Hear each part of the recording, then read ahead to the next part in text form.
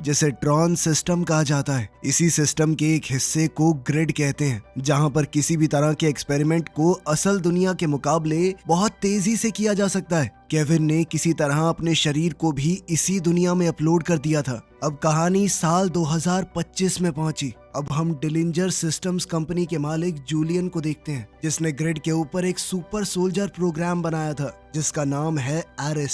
सालों की ट्रेनिंग के बाद एरिस अब इतना ताकतवर हो चुका था कि वो एक समय पर बहुत सारे दुश्मनों से लड़ सकता है।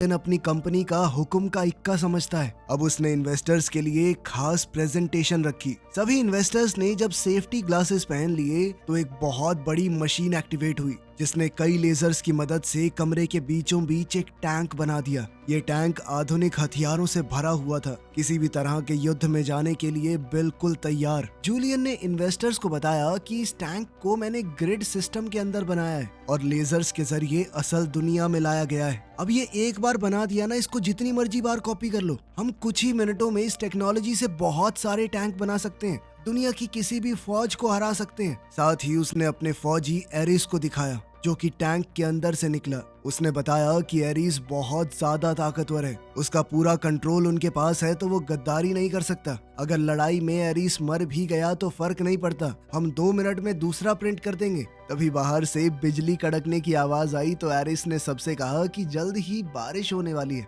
ये सुनकर सब लोग हंस पड़े। इन्वेस्टर्स जूलियन की प्रेजेंटेशन से बहुत खुश हुए और उसके साथ काम करने को सारे तैयार हो गए। इन्वेस्टर्स के जाने के बाद एरिस बाहर गया और बारिश में एक जुगनू को देखकर हैरान हो गया, क्योंकि उसने पहले कभी असल दुनिया में ये सब कुछ महसूस नहीं किया था। तभी अचानक एरिस और टैंक दोनों टुकड़ों में टूटकर गायब हो गए और ये पता चला कि असल दुनिया में ये प्रोग्राम सिर्फ 29 मिनट तक ही टिक पाएंगे। जूलियन की माँ एलिजाबेथ ने उसे चेतावनी दी कि इन्वेस्टर्स को ऐसे धोखा देना ठीक नहीं होगा, उन्हें बता दो कि 29 मिनट बाद सब गायब हो जाएगा। लेकिन जूलियन ने अपनी माँ को बताया कि मैं परमानेंस कोड को ढूंढ लूंगा। परमानेंस कोड मिलते ही उसके प्रोग्राम हमेशा के लिए असल दुनिया में रह सकेंगे। मगर एलिजाबेथ ने उसे याद दिलाया कि 6 महीने के अंदर अंदर कुछ तो करना होगा तुम्हें, वरना ये इन्वेस्टर तुम्हें कच्चा चबा जाएंगे। ट्रॉन सिस्टम के इन्वेंटर केविन ने परमानेंस कोड को कहीं छुपा रखा था, ताकि कोई भी इंसान ग्रिड में खतरनाक चीजें बनाकर उन्हें असल दुनिया में हमेशा के लिए ना ले आए।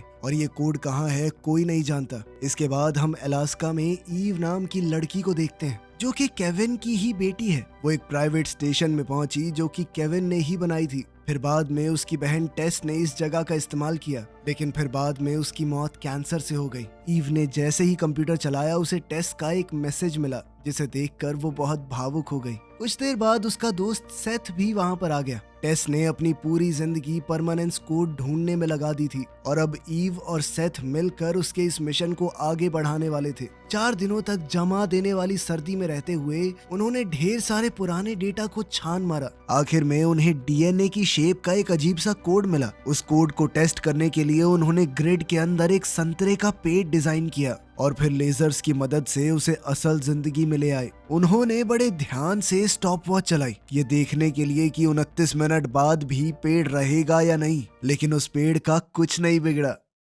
उधर एरीज फिर से ग्रिड में जागा, लेकिन इस बार वो बहुत डरा हुआ था। उसके दिमाग से जूलियन की बातें जा नहीं रही थी। जब वो एरीज के लिए बोल रहा था कि अगर ये तबाह भी हो गया तो दूसरा बना लेंगे। उसकी दूसरी कमांडर एथीना ने पूछा कैसी रही दूसरी दुनिया की सैर। एरीज ने उसे बताया कि बारिश तो कुछ अलग ही महसूस हो रही थी। एथीना को उसकी बातें समझ नहीं आई, क्योंकि वो कुछ महसूस थोड़ी कर सकते हैं, वो लोग इंसान थोड़ी हैं। अगली रात एनकॉम कंपनी ने अपनी लेटेस्ट गेम के लॉन्च के लिए एक बड़ा इवेंट रखा। उनका चीफ टेक्नोलॉजी ऑफिसर अजय बहुत परेशान है और ऊपर से मीडिया भी इवेंट से उसके गायब होने की खबर पूरे शहर में फैला रहा था। इसी बीच एलिजाबेथ को पता चला कि जूलियन एनकॉम को हैक करने वाला है, क्योंकि वो जानता है कि ईव भी परमानेंस कोड के पीछे लगी हुई है। एलिजाबेथ ने कहा कि ये बहुत रिस्की है, रहने दो, लेकिन जूलियन ने अपनी माँ की बात को नजरअंदाज कर दिया और अपनी फौज को भेज दिया ईव की यूजर फाइल्स चुराने के लिए। जल्दी ही उन्होंने एक खास हथियार की मदद से बिल्डिंग की दीवार में एक सुराख खोल दिया, जिससे वो अंदर घुस सके। तभी असली दुनिया में एक गार्ड को अलर्ट का मैसेज मिला। जूलियन की टीम ने बड़ी आसानी से डिजिटल गार्ड्स को मार दिया और एरिस इंफॉर्मेशन ब्लॉक तक पहुंच गया, जहां से जूलियन को एनकॉम के पूरे सिस्टम की जानकारी मिल गई। मगर तब तक सिक्योरिटी प्रोग्राम्स एक्टिवेट हो गए थे।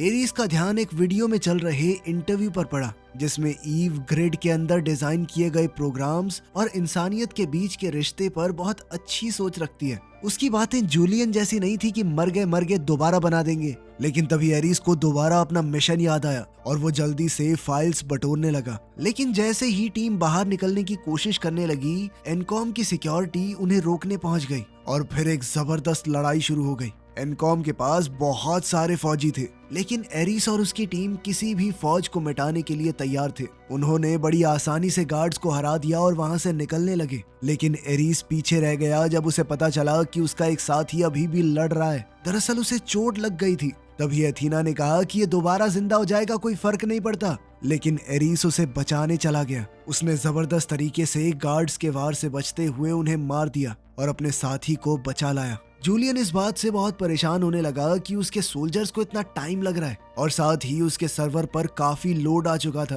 तभी उसने जानबूझकर अपने प्रोग्राम में धमाका कर दिया, जिस वजह से उसके सोल्जर्स के साथ साथ एनकॉम का पूरा सर्वर भी उड़ गया और यहाँ अजय की प्रेजेंटेशन भी खराब हो गई और गेम का लॉन्च रद्द करना पड़ा। कुछ समय बाद एरीस को अपने कमरे में होश आया और उसने देखा कि उसका जो साथी जख्मी हो गया था वो वापस ही नहीं आया। उसने जूलियन से इस बारे में पूछा तो जूलियन ने कहा कि जो भी नाकाम होगा उसे डिलीट कर दिया जाएगा। ये सुनकर एरीस अंदर से हिल गया। अब जूलियन ने उसे एक नया मिशन दिया। उसे किसी भी हालत में ईव को ढूंढना होगा।